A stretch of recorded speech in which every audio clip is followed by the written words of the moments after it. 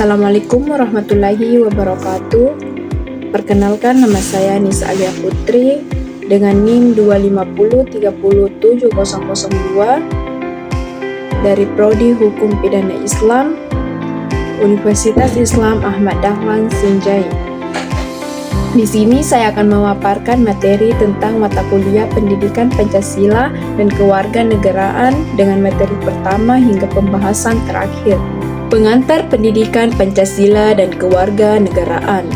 Pengertian PPKN.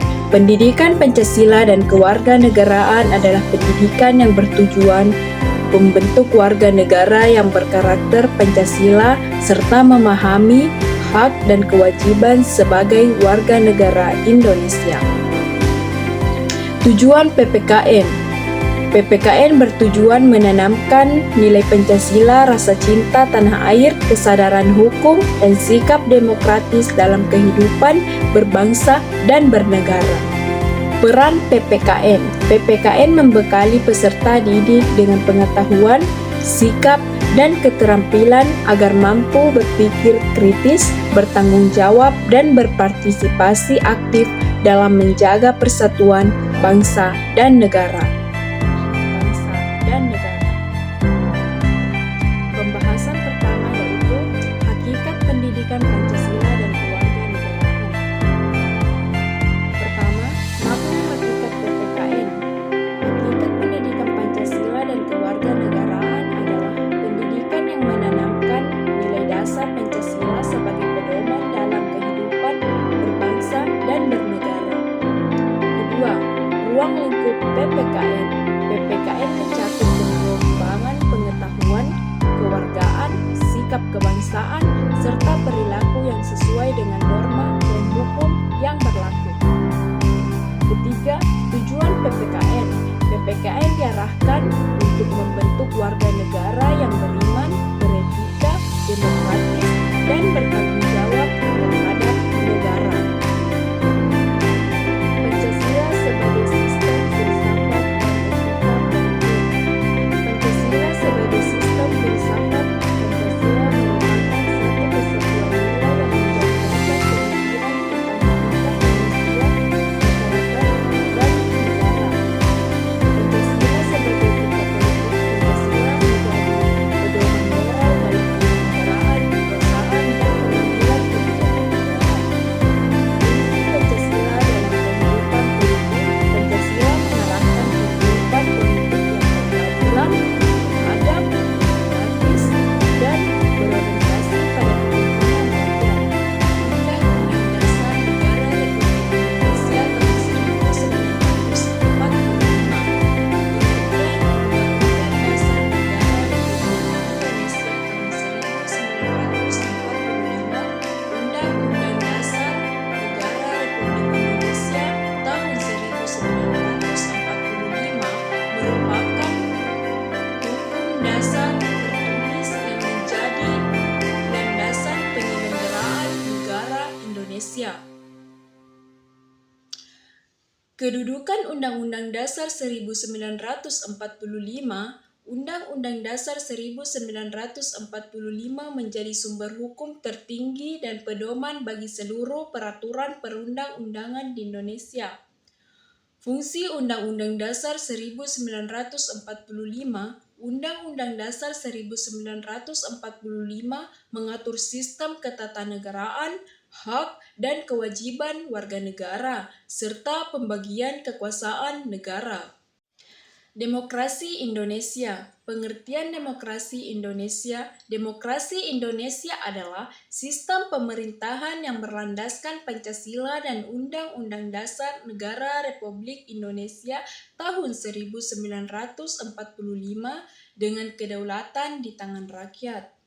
Ciri demokrasi Indonesia. Demokrasi Indonesia menekankan musyawarah mufakat, keadilan, serta penghormatan terhadap hak dan kewajiban warga negara. Tujuan demokrasi Indonesia yaitu demokrasi Indonesia bertujuan mewujudkan kehidupan berbangsa yang adil, sejahtera, dan bermartabat. Hak asasi manusia dalam perspektif Pancasila dan konstitusi. Yang pertama, pengertian hak asasi manusia. Hak asasi manusia adalah hak dasar yang melekat pada setiap manusia sejak lahir dan tidak dapat dicabut. Kedua, hak asasi manusia dalam perspektif konstitusi.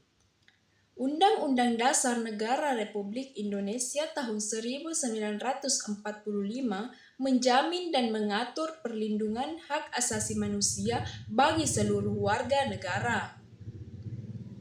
Ketiga, hak asasi manusia dalam perspektif Pancasila. Pancasila menempatkan hak asasi manusia dalam kerangka keseimbangan antara hak dan kewajiban. Negara Kesatuan Republik Indonesia atau NKRI. Pertama, pengertian NKRI. Negara Kesatuan Republik Indonesia adalah bentuk negara kesatuan yang wilayah dan kedaulatannya tidak dapat dipisahkan dengan pemerintahan pusat sebagai pemegang kekuasaan tertinggi. Kedua, bentuk dan sistem NKRI. NKRI menerapkan sistem desentralisasi melalui otonomi daerah, namun tetap berada dalam satu kesatuan pemerintahan nasional. Ketiga, makna NKRI. NKRI merupakan bentuk negara harga mati yang menjaga persatuan, keutuhan wilayah, dan kedaulatan bangsa Indonesia. Bhinneka Tunggal Ika dan multikulturalisme. Pertama, makna Bhinneka Tunggal Ika.